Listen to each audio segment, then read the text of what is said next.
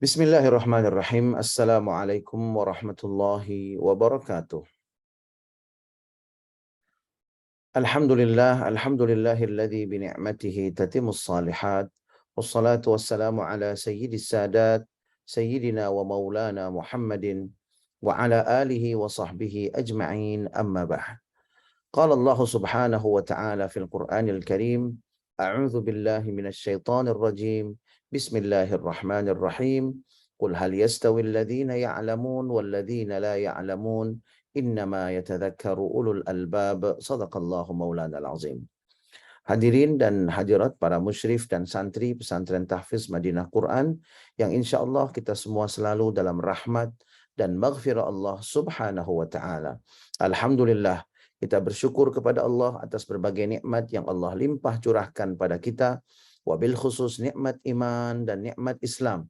Mudah-mudahan dengan iman dan Islam Allah bahagiakan dan selamatkan hidup kita, keluarga kita, anak-anak keturunan kita dunia dan akhirat. Mudah-mudahan dengan iman dan Islam kelak Allah subhanahu wa ta'ala anugerahkan kepada kita husnul khatimah. Dan mudah-mudahan dengan iman dan Islam kelak Allah subhanahu wa ta'ala pertemukan kita dengan kekasih hati kita, Nabi besar Muhammad sallallahu alaihi wasallam, meraih syafaat beliau, berkumpul bersama orang-orang yang saleh di dalam surganya Allah subhanahu wa ta'ala. Amin, amin, amin. Ya Allah, ya Rabbal Alamin.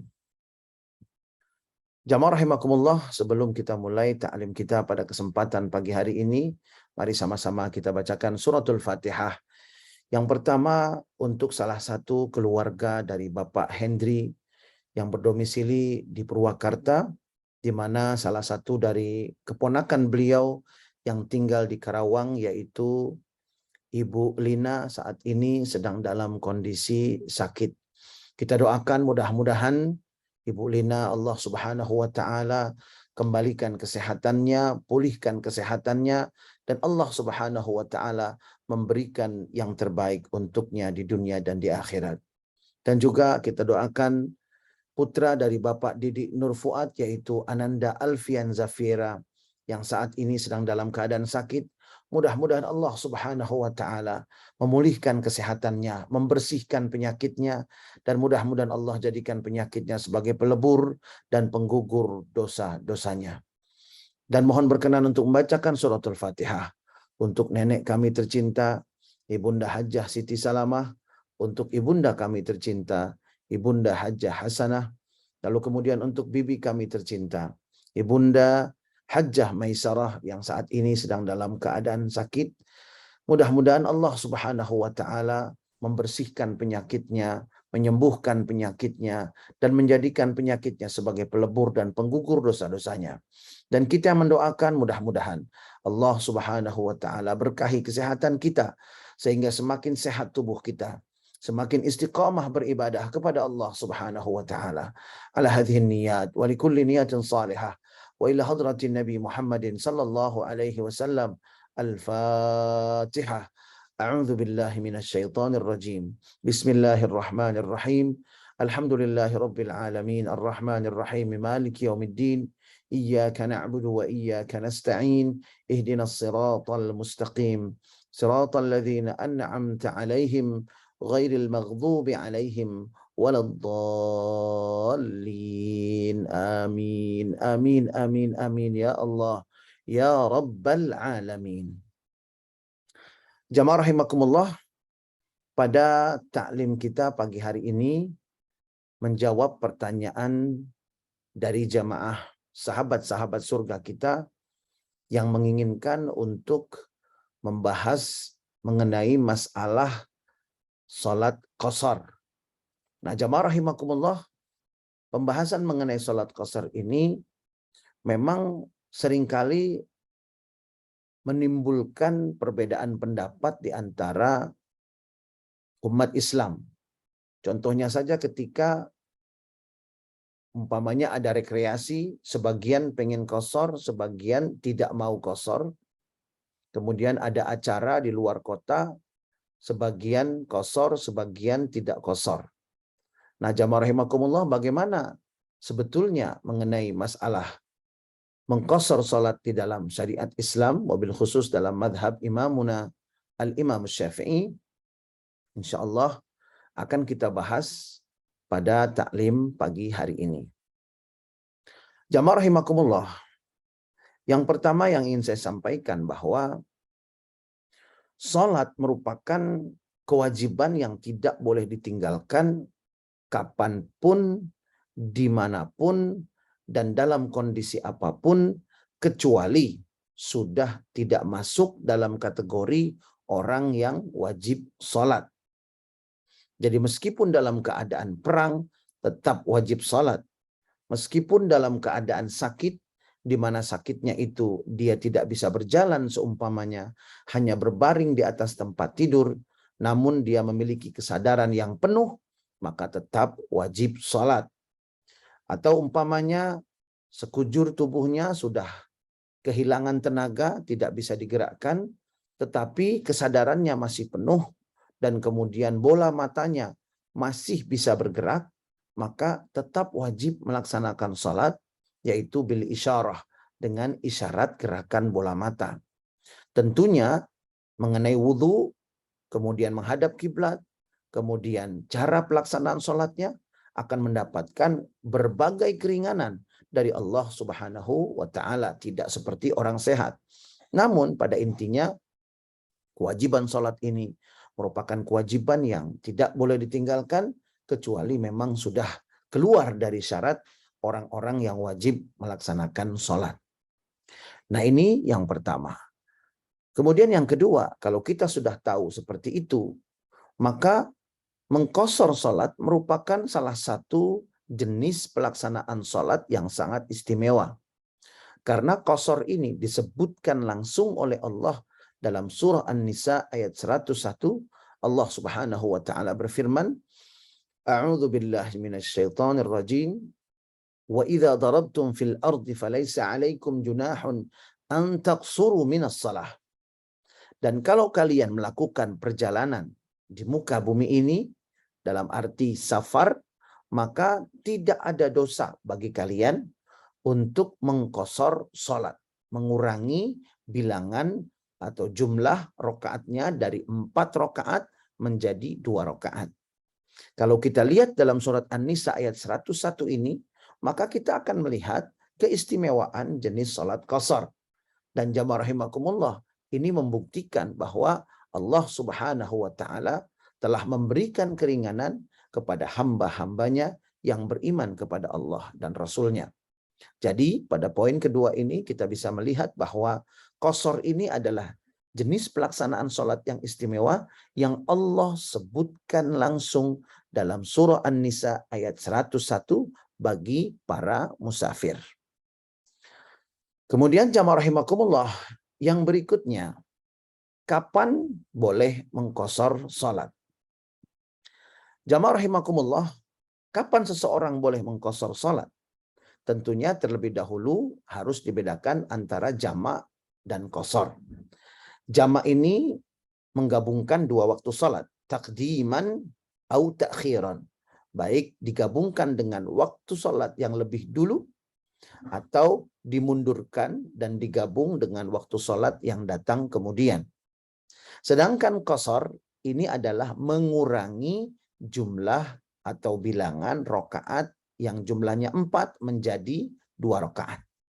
Jadi jamak ini menggabungkan dua salat tanpa mengurangi bilangan rakaatnya. Qasar mengurangi jumlah rakaat dari 4 menjadi 2. Dan ketika digabung jamak qasar, maka artinya dua waktu salat digabungkan dan jumlah rakaatnya dikurangi yang 4 menjadi 2. Nah, jamaah rahimakumullah, seseorang boleh qasar di antara sebab-sebabnya. Yang pertama adalah dalam kondisi safar. Dalam kondisi safar, lalu kemudian safarnya ini pun ada syaratnya, yaitu safar dengan niat taat pada Allah Subhanahu wa taala atau safar ta'ah. Karena safar itu ada dua macam. Ada safar ta'ah, ada safar maksiyah. Na'udzubillah thumma na'udzubillah min dzalik. Ada safar yang masuk kategori ta'ah, yaitu setiap perjalanan yang telah melewati batas jarak tertentu yang ditetapkan oleh syariat dengan niat perjalanan itu untuk kebaikan dan kebajikan. Seperti untuk bersilaturahim, seperti untuk mencari nafkah, seperti untuk umpamanya menjenguk orang yang sedang sakit, dan lain sebagainya. Sedangkan jenis yang kedua adalah safar maksiyah. Safar maksiyah ini ketika seseorang melakukan perjalanan namun dengan niat maksiat, atau di dalamnya terdapat maksiat, atau kemudian awalnya tidak ada niatan maksiat, tetapi setelah itu melakukan maksiat. Ini pun termasuk safar maksiat. Jadi baik yang dari awal niatnya maksiat maupun yang berubah niat dari awal taat kemudian berubah menjadi maksiat, atau dengan kata lain niatnya safar taat tetapi selama perjalanan diwarnai dengan berbagai kemaksiatan. Itu pun termasuk safar taat. Safar maksiat maksud kami.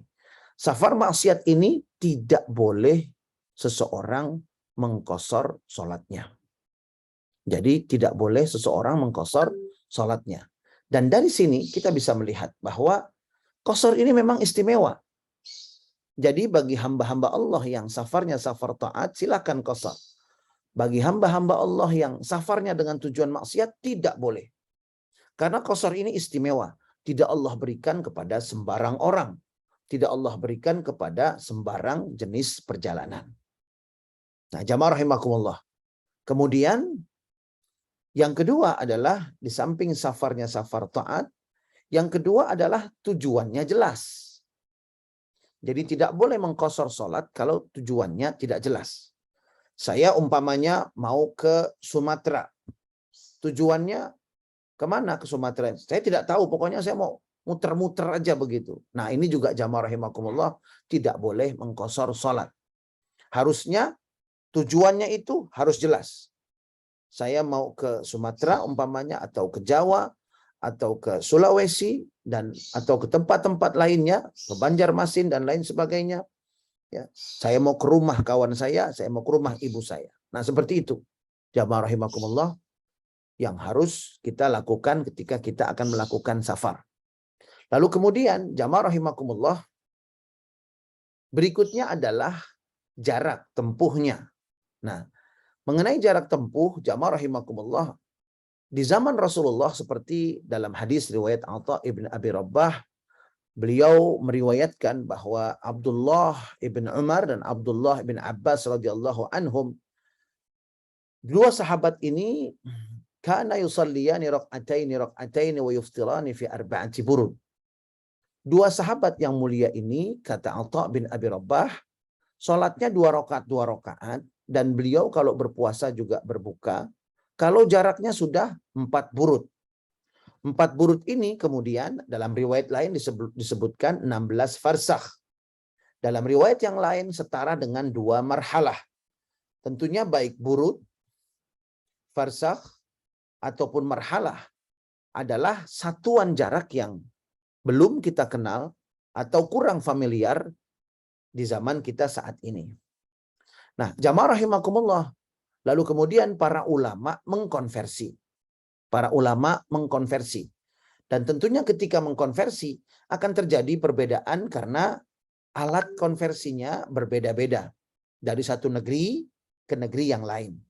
Sehingga jamaah rahimakumullah, untuk jarak 2 marhalah yang sebetulnya adalah perjalanan 2 hari, tetapi tentunya di zaman itu dengan di zaman saat ini berbeda jenis dan moda transportasinya, maka tentunya juga akan menimbulkan perbedaan. Sehingga jamaah rahimakumullah, bisa kita lihat bahwa mengenai jarak ini dalam fikih Islam ada kurang lebih sekitar 20 pendapat para ulama. Dan hal ini sangat wajar. Namun jamaah rahimakumullah, mana yang saya rekomendasikan? Tentunya jamaah rahimakumullah yang saya rekomendasikan adalah dalam madhab imamuna al-imamus syafi'i, di mana para ulama dalam madhab imamuna al-imamus syafi'i mengatakan bahwa dua marhalah itu bisa 88 km atau bisa juga 80 km. Sekali lagi, dalam mazhab Imam Syafi'i bisa 88 km, bisa juga 80 km. Kurang lebih seperti itu. Tidak bisa presisi, tidak bisa pas begitu, karena memang sesuai dengan konversi yang saya sampaikan tadi. Jadi kira-kira jaraknya 80 km atau 88 km. Nah, namun dari 80 dan 88 ini, jamaah rahimakumullah, para ulama-ulama yang hidup di zaman kita saat ini, banyak yang lebih cenderung dengan mengatakan atau memilih pendapat bahwa jarak untuk masuk syarat qashar itu adalah 80 km. Sebetulnya ada angka persisnya, yaitu 80,64 km. Namun sekali lagi yang saya sampaikan, konversi ini tentunya ada kurang, ada lebihnya, yang jelas kurang lebih 80 km. Bagi yang ingin mengambil ketetapan 88 km, silahkan. Bagi yang ingin mengambil ketetapan 119 km, silahkan. Bagi yang ingin mengambil ketetapan 96 km, silahkan. Tidak ada yang salah adalah yang saling menyalahkan. Mengapa saya katakan seperti ini? Karena semua pendapat itu adalah pendapat para ulama. Nah, saya pribadi mengamalkan yang 80 km. Nah, kemudian jamaah rahimakumullah, kalau ini jaraknya 80 km, lalu jarak ini adalah jarak antara titik berangkat dengan titik tujuan. Jadi tidak boleh seseorang mengqashar seumpamanya dia keluar dari rumahnya, kemudian dia berkeliling kota Jakarta umpamanya, dan setelah berkeliling dia lihat di dalam alat pengukur di mobilnya atau di kendaraannya itu menunjukkan angka umpamanya 100 km. Lalu kemudian dia melakukan sholat qashar. Ini tidak diperbolehkan. Karena 80 km itu adalah jarak antara titik berangkat dengan titik tujuan. Bukan berputar-putar di satu tempat. Nah, ini yang perlu kita perhatikan dan kita fahami. Kemudian jamaah rahimakumullah, kalau jaraknya seperti itu, maka selanjutnya adalah apakah kita harus qashar? Apakah lebih baik itmam? Nah, jamaah rahimakumullah, ada dua istilah ketika seseorang itu melakukan sholat dalam keadaan safar. Yang pertama al-qasru, yang kedua al-itmam.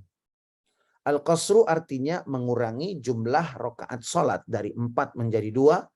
Sedangkan al-itmam dalam kondisi safar tetap melaksanakan 4 rakaat dan di waktunya masing-masing.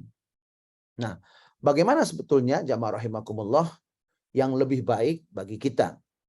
Jamaah rahimakumullah, terutama bagi orang-orang yang suka traveling, bagi orang-orang yang seringkali keluar kota, bahkan keluar negeri, melakukan perjalanan-perjalanan. Jamaah rahimakumullah, mari sama-sama kita lihat hadis yang diriwayatkan oleh Al-Imam Al-Bukhari dan Imam Muslim. Al-Imam Al-Bukhari dan Al-Imam Muslim, jamaah rahimakumullah, meriwayatkan sebuah hadis dari sahabat yang mulia Abdullah bin Umar radhiyallahu taala anhu wa ardah, bahwa sahibtu Rasulullah sallallahu alaihi wasallam fakana la yazidu fi safari ala rak'ataini wa Abu Bakr wa Umar wa Utsman kadzalik. Abdullah bin Umar, seorang sahabat yang sangat mulia, berkata, aku bepergian bersama Nabi. Aku bepergian mendampingi Nabi besar Muhammad sallallahu alaihi wasallam. Jadi jamaah rahimakumullah, para sahabat itu kebahagiaan terbesarnya adalah ketika mereka bisa melakukan perjalanan dengan niat mendampingi Rasulullah sallallahu alaihi wasallam. Dengan niat mendampingi Nabi Muhammad sallallahu alaihi wasallam. Beliau mengatakan, selama aku mendampingi Rasulullah dalam setiap perjalanan beliau, beliau tidak pernah dalam kondisi safar sholat lebih dari 2 rakaat. Nah, maksudnya lebih dari 2 rakaat ini tentunya yang 4 rakaat. Jadi beliau tidak pernah sholatnya itu zuhur 4 rakaat, asar 4 rakaat, isya 4 rakaat dalam keadaan safar. Tetapi Rasulullah sholat zuhurnya 2 rakaat, asar dan isya juga 2 rakaat. Sedangkan maghrib dan subuh tentunya sama rakaatnya 2 dan 3. Nah, jamaah rahimakumullah. Wa Abu Bakrin wa Umar wa Utsman kadzalik. Demikian pula yang dilakukan oleh Abu Bakar, Umar dan Utsman. Nah, ditambahkan oleh Abdullah bin Umar, Abu Bakar, Umar dan Utsman menunjukkan bahwa sepeninggal Nabi besar Muhammad sallallahu alaihi wasallam hukum ini tidak berubah. Bahkan Abu Bakar pun menjaga apa yang dilakukan Nabi. Karena itu jamaah rahimakumullah, sebagian ulama mengatakan bahwa hukum mengqashar ini sunnah muakkadah di dalam safar. Karena Rasulullah tidak pernah meninggalkan mengqashar salat jika beliau dalam keadaan safar.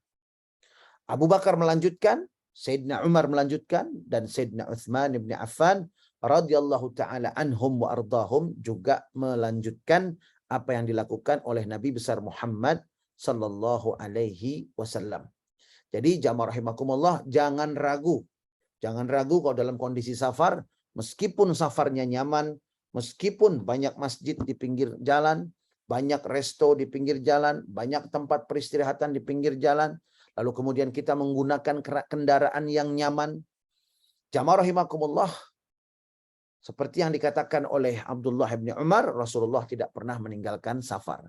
Namun, bagi orang-orang yang ingin tetap melakukan sholat itmam pada waktunya, kemudian jumlahnya 4 rakaat, itu juga jangan disalahkan.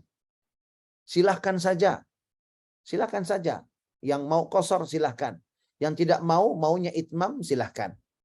Nah, jamaah rahimakumullah, dari Ya'la bin Umayyah radhiyallahu taala anhu wardah, Rasulullah sallallahu alaihi wasallam menjelaskan ketika membacakan ayat tentang qashar tadi, surah An-Nisa ayat 110, bahwasanya Sayyidina Umar bin Khattab radhiyallahu taala anhu wardah bertanya kepada Nabi mengenai hal tersebut.